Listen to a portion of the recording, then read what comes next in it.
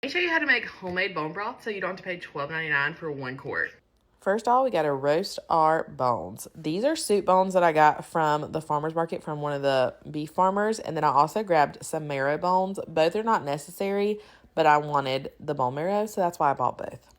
You're going to put them in a roasting pan and roast them at 350 for about 45 minutes, and they'll come out looking like this. And again, I wanted the bone marrow, so that's why I'm doing this step, which is taking the bone marrow out. But if you weren't doing that, you're just going to place everything in your Instant Pot, crock pot, whichever you choose. Now I'm going to add in my veggies. I'm going to tag the girl I saw originally do this, but she doesn't add veggies and I do because I just prefer the flavor because I sip this. So this is my veggie scrap bag. It's anytime I cut an onion, peel a carrot, anything, it goes in that bag. I also added some bay leaf and some black peppercorns, and I'm going to add some salt. I added too much salt, but do salt to taste. I ended up taking some of it out.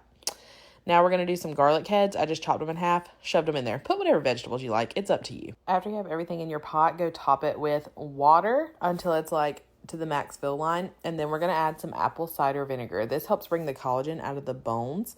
And then you're going to put it in your Instant Pot, set it to sealing, or your crock pot. That's up to you. You can slow cook this for 24 hours or pressure cook it for about 4 hours and then let it like naturally release. What I did, we were getting ready to go to bed, so I slow cooked it overnight and then I pressure cooked it the next morning and then let it release temperature and slow cook a little more. The longer it cooks, just the more rich it's going to be.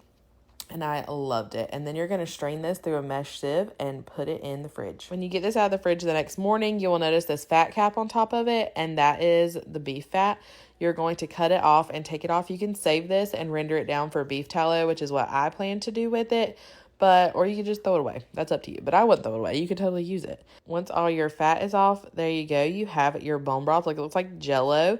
You could freeze this. You could pressure can this. I just leave some in the fridge because I sip on it every morning. So I'm just putting some in a pot and heating it up, and it is ready to sip on. And even my kids like this. It tastes like soup and it's delicious.